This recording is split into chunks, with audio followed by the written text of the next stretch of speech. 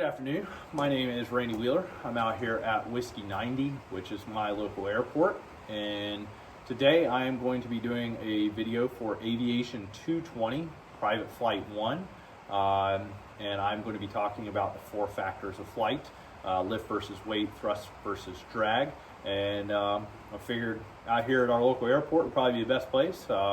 I have a beautiful Cherokee 180 here to kind of utilize to talk about this. This airplane is owned by a friend's friend, and the gentleman that owned this airplane, I know they wouldn't mind me using their hangar in order to make this video for you guys today. So with that being said, let's get right into it. So lift versus weight, we'll start with that. So what is lift? Lift in its simplest form is the aerodynamic force created by airplane's wings specifically, although all parts of an aircraft contribute to lift, but they also contribute to drag as well.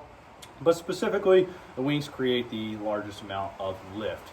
As the wing moves through the Earth's atmosphere, air, which as we know is a gas, lift is created, and gravity or weight is the opposing force that tries to counteract lift, and gravity is created by the rotation of the Earth as well as many other factors, but ultimately gravity or weight is what tries to bring the airplane back down. So we know that we have to create more lift than we do drag by the airplane in order to achieve flight. So that's really quick nitty-gritty for lift versus weight. So let's talk about thrust versus drag. So what is drag? Drag, we'll start with that, is in its simplest form, it is what opposes thrust. Drag is created by all parts of an airplane. It's created by the size of the airplane, the shape of the airplane, the weight of the airplane. But there are other things that play into drag too. There are environmental conditions that play into drag, such as humidity, temperature, density, altitude, physical altitude. There are a lot of environmental conditions that also play into drag. But drag is a force that, again, directly fights against thrust along an aircraft's flight direction. Simply put, no matter what direction the airplane travels, drag is going to try to fight the airplane to slow it down and bring it down.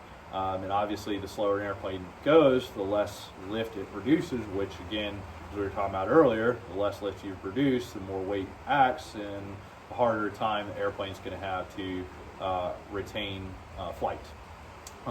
So thrust is obviously the counteraction to drag, and is created by an airplane's propulsion system.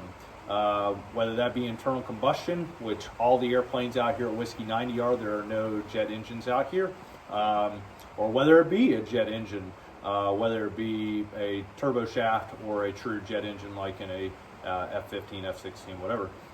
No less, the engine is what truly creates that thrust for us in order us to create lift in order to get off the ground and counteract the weight.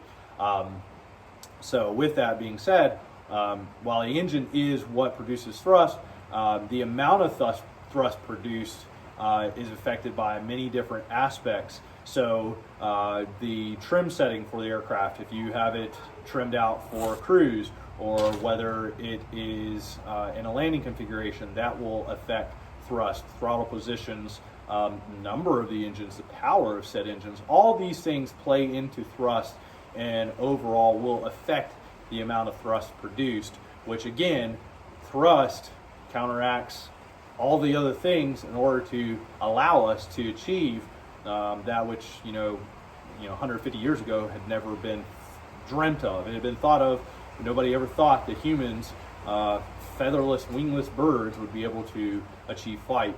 But because of the fact that we were able to overcome these four factors, again, thrust counteracting drag and lift counteracting weight, we were able to achieve flight. So with that being said, I know that was really quick, down and dirty of lift versus weight, thrust versus drag, but I hope you were able to learn something from it. And I very much appreciate you giving me your time today. I hope you have a blessed day. And again, thank you for your time.